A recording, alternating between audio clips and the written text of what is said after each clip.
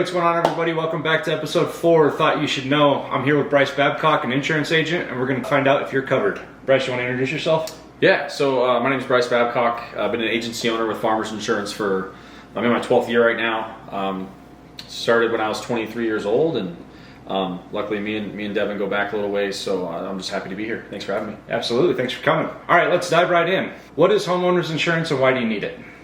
So I guess the best way to describe what homeowners insurance is it's a policy that somebody can take out to protect themselves against specific things like wind and hail, theft, as well as fire, vandalism, things of that nature to their home. A lot of times people will take these policies out because their mortgage company requires it due to the amount of the loan that they take out on their home. So that's something we excel in, and I'm excited to talk to you guys about it today. Typically, how much coverage do you need? That's a really good question. A lot of it varies on the amount of square footage of your home, the different fixtures, finishes that you have inside your house, the roof type, the exterior type, all these different things. So within our company and other insurance companies, we have what's called a replacement cost estimator. And what that means is we take into account all these different variables about your house, and we spit out a number of what we think it's going to cost to replace the home. So whatever that calculation comes up as is the amount of coverage that you do need. We always take a second look at that number and make sure that that matches kind of what's going on in the market today, cost of lumber, cost of a lot of different things that come into play. So it's variable depending on your situation, but something we do that we take very seriously in making sure we calculate correctly. Perfect. When do you go about purchasing it, and how is it paid? So there's multiple ways that it can be paid, but you're always, you're going to purchase this policy prior to you closing. You would know this very well, being a real estate agent. There's 2 ways it can be paid. It can be paid out of your pocket, essentially. And you can pay that monthly, you can pay that annually, you can pay that semi-annually. And then also, which is in your world, is going to be paid through escrow. And so when you close on a home, you have a mortgage, a lot of times they're going to lump in the insurance payment on a monthly basis into your escrow account. So there you go. That's the most common way you see it. It's lumped into your mortgage payment and, gets thrown in that escrow account. What else should you look for in your policy? The big things I think to look for is there's three main coverages I want you to look at and really pay attention to. And there's also another piece that I'd like you to look at as well. But the big piece is making sure that your coverage A, which is your dwelling coverage, as well as lumped in with your extended replacement cost, making sure that those 2 numbers match exactly what it's going to cost to rebuild your home. I think that's one of the biggest pieces. Second piece is what's called coverage C, which is personal property coverage. Making sure that coverage is being taken care of on a replacement cost basis, meaning that I'm not depreciating your items in your home and then paying you out for what those are worth today. I'm going to go ahead and give you brand new items. And then lastly, loss of use, which is coverage D. This has been really big for the clients that I had in Superior and Louisville that lost their homes. This is the coverage that comes into play if your house is unlivable for some reason due to a covered claim. This is the money that's going to pay for immediate expenses like lodging, like food, clothing, things of that nature, which is usually going to last 2 to 4 weeks depending on the situation. And then it also is going to cover your rent for wherever you're living until the house is rebuilt. Oh, wow. Okay. So that's super important. Very, very important. Yep. Marshall Fire. Yes. What all does the policy cover? Like, what are some inclusions? So the big things that it's going to cover, back in the day, this used to be called a fire insurance policy. These policies were put together for fire. That's what they were put together for.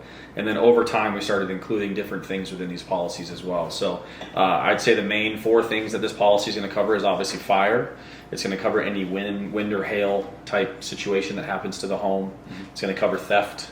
And with theft, I kind of also put in vandalism, things of that nature to your home. So what about personal property, like jewelry and stuff? Yes. So on every policy covers your personal property differently, and what I mean that is that it's kind of a blanket type policy that covers specific items up to a certain amount. That's what every policy is going to have on the base when it comes to personal property coverage. We have also what's called a jewelry floater. We have an art floater. We have different types of floaters, and what that means is that if you have an expensive piece of jewelry or an expensive piece of art, we're going to ask for an appraisal within the last 2 years to value what that is. Okay. And then we're going to put it on the policy and schedule it, and then we call it a jewelry or an art floater. And essentially it covers it for everything at that point. Okay. Yeah, that's good to know. I know we threw the wedding ring on the insurance policy just because of the cost of the item. Yeah, very smart. I think that's probably the most common thing you'll see is like wedding rings, stuff like that. And on that as well, your current policy will cover that wedding ring up to a certain amount, not for what it's worth, but up to a certain amount for theft and fire. So if the house burns down and the wedding ring's there, it would cover it in that instance, or if someone stole it. But what the floater does for you is it covers you for what's called mysterious disappearance. Mm-hmm. So if you're on the beach hanging out and you lose your ring, or you drop it down the drain and can't get it back, things of that nature, that's what it covers you for. And believe it or not, 9 times out of 10, that is what ends up happening. Yeah. So having that floater coverage, I do think is very, very important. What about sewer and water coverage?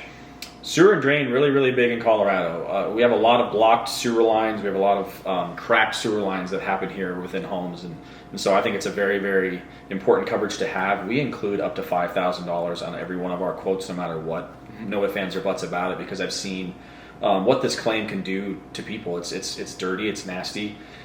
So having sewer and drain coverage on your policy, I think, is very, very important. And it becomes more important if your basement's finished, or that lower level, whatever that ends up being, is finished, because that sewer backup's going to come in. It's going to destroy the drywall. It's going to destroy the flooring. It's going to destroy the carpet. I've had clients that had kids living in their basement, and all of their belongings are destroyed. And so $5,000 is the least amount that we will put on a policy, no matter what. But you can get that. You can purchase coverage all the way up to $50,000 on a sewer and drain type policy there. Wow. So depending on if the basement's finished or how many valuables you have downstairs, that kind of thing, mm-hmm. is what determines whether or not we will increase that coverage. And with the sewer line, I know a lot of people don't know this. They think that it stops at the house. It actually goes out to where you tie in with the city.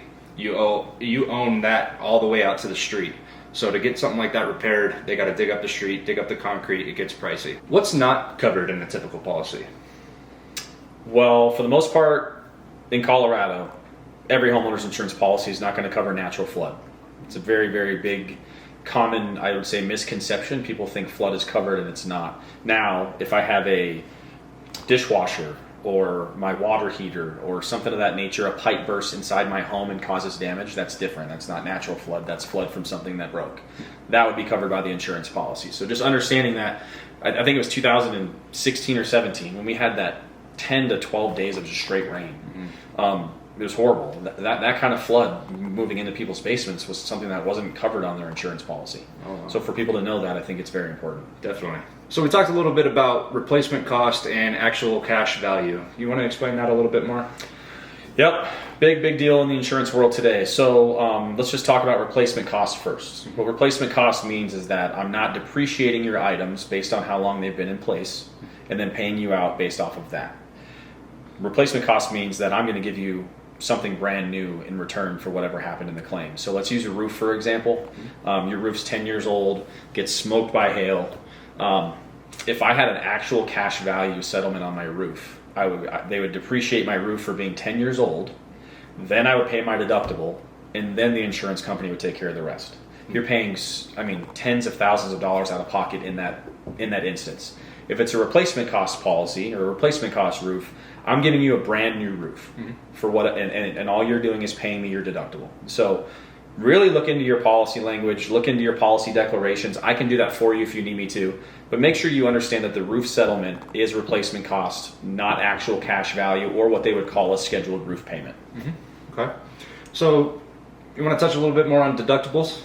Yeah. So I want everyone to understand and know that the common theme moving forward from here on out is that every insurance company is going to start moving to what's called a percentage deductible.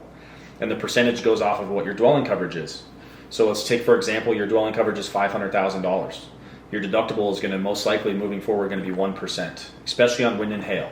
1% of $500K, your deductible is going to be $5,000. That's the way that insurance companies right now are trying to mitigate the risk and their out-of-pocket expense, especially, the Marshall Fire and what's happened in Colorado the last 3 years with hail has really heightened that situation and made it something that everyone's going to follow suit. So if it's not happening now on your current policy, just know that moving forward, that will be a thing.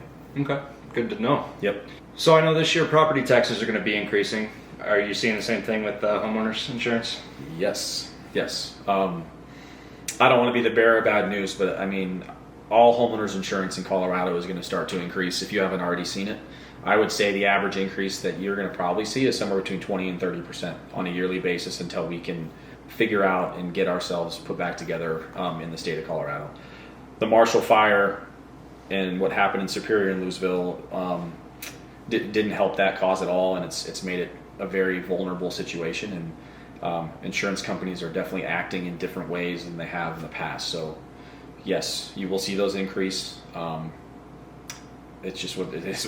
It is what it is. Yeah, I hate to be that guy, but it is what it is. Nothing you can really do. No. But on that topic, what are some ways that you can save with your homeowner's insurance? I know that some people opt for a higher deductible for a lower premium. Is that something that you would recommend, or are there better ways? Yeah, so I would say the first way you can do it is looking at your deductible and making sure that I really don't ever educate anyone to file a small claim as it is. If a client came into my office and had a $2,000 loss on their home, I'm not telling them to claim that, because then it counts as a loss on their insurance, and they're really not getting much for it. So having a higher deductible and knowing that you're not going to file small claims, I think can really help you in the future regarding that. Also, everyone knows this, but the more policies that you can bundle together within a household, the more discounts you're going to be able to take advantage of. And so those are things, we're really big on making sure that every household has a home, has their autos, has an umbrella policy, and then also has a life insurance policy. I mean, if you bundle those four together, usually the umbrella and the life insurance policy are paid for by the discount you get on everything else. So bundling is definitely a big deal. And then lastly, I think, making sure that you take advantage of occupational discounts. So a lot of companies will give discounts to first responders, police officers, firemen, teachers, city workers, aviation specialists, people that are engineers. So, when you are searching for insurance, make sure you include that you had this degree in this, or you did this and this. And so that's another way that you can really take advantage. And on top of that, kids, when you have kids in the household, anyone under the age of, 20, good student discount is a really, really big deal. 7% on a lot of our auto policies. And when that comes into play, we're talking hundreds of dollars a month that could be saved by your child having above a 3.0. Oh. We just need to show an official transcript showing that they had a 3.0 the last term, and just prove that every time. So awesome. those are some ways. Cool. Very cool. So how are the rates calculated as far as your policy goes?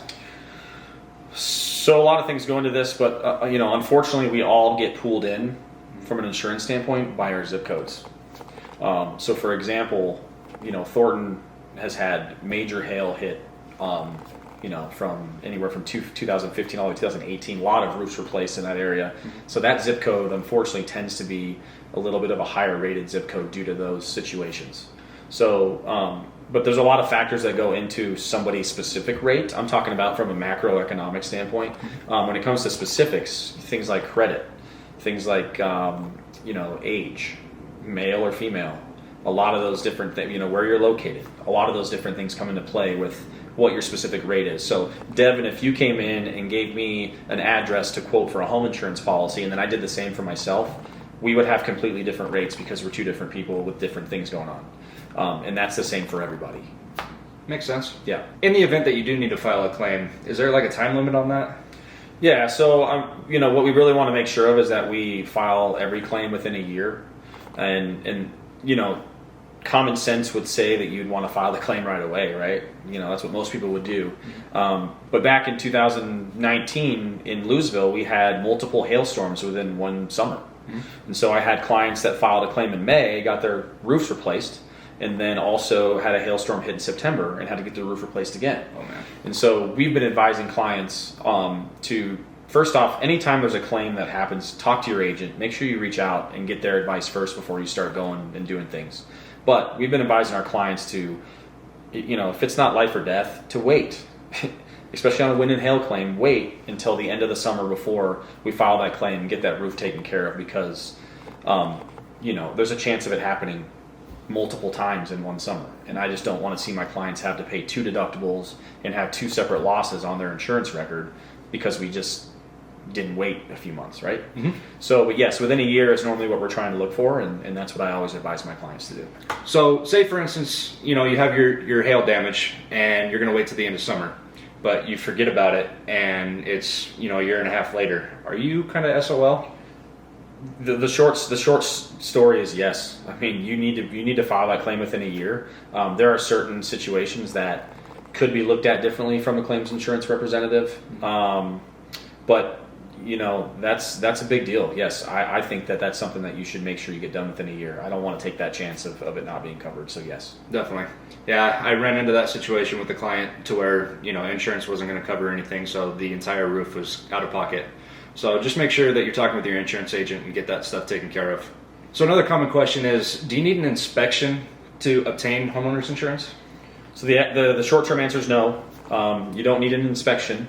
We, as the agent, are supposed to do our own field underwriting on the policy, looking up what the house looks like, making sure there's no obstructions and things like that that are going to make the policy cancel at some point. But what ends up happening is the policy is issued. Within 60 days of the policy being issued, there will be an inspection from a third-party company that will come out and look at the outside of the home. They're not coming in, they're looking at the outside. The things they're looking for are debris, personal property strewn across the house. They're looking for tree limbs and different things that are touching the top of the home, gutters falling down, basically all the normal common sense types things is what they're looking for. If they find something they don't like, they will report back to me as the agent, and then we have 30 days to fix that, show proof that it has been fixed, and the policy moves on as normal. If you don't get that fixed and taken care of, then they reserve the right within those 30 days to cancel the policy. Okay, perfect. And as far as that inspection goes, is that a cost to the homeowner, or is that something that's kind of tied in with the, with the policy? That is tied in with the policy. There's no out-of-pocket cost to the homeowner at all. Cool. When shopping for a homeowner's insurance policy, do you have any tips? My biggest thing is making sure that when you're shopping, you're talking to an expert. Nowadays, with the internet and all these different you even look at like Walmart, your self-checkout, so all these different things that you can do on your own. Insurance is not one of those things that I feel like if you don't understand it, you should just go do it by yourself. So my biggest proponent would be that make sure you're talking with somebody that has done this for a while and understands how important it is to have a good policy. Price is always a driving factor in everything that we do, and I understand that. But the story I'm about to tell you here in a minute is priceless. Definitely, and he's been in the game for a very long time. I've actually used him for my homeowner's insurance when I had my house, so yeah, you're in good hands over here. Thank you. We talked a little bit about the Marshall Fire victims, and I really want to end on a feel-good story. And, for those of you who think insurance is a scam, I'd love you to listen to this. Yeah, so I had multiple clients lose their houses completely in the Marshall Fire in Superior and Louisville. December 30th is a day that will live in infamy in my household as well as a lot of other people's for a long, long time. So I just put a video out recently of a one-on-one with one of my clients that is going through the process of a complete rebuild of their home. And so for those people out there that don't necessarily believe in homeowners insurance, that it ever has a place, I also never thought that there'd be a chance for complete neighborhoods to burn down in suburbia like Louisville and Superior and even on its way to Broomfield. And Arvada was even in the picture for a minute there. Boulder was right around the corner. And so I don't know. For me, it hits really hard because I've sat across the table from clients helping them build their inventory list of the things that they lost.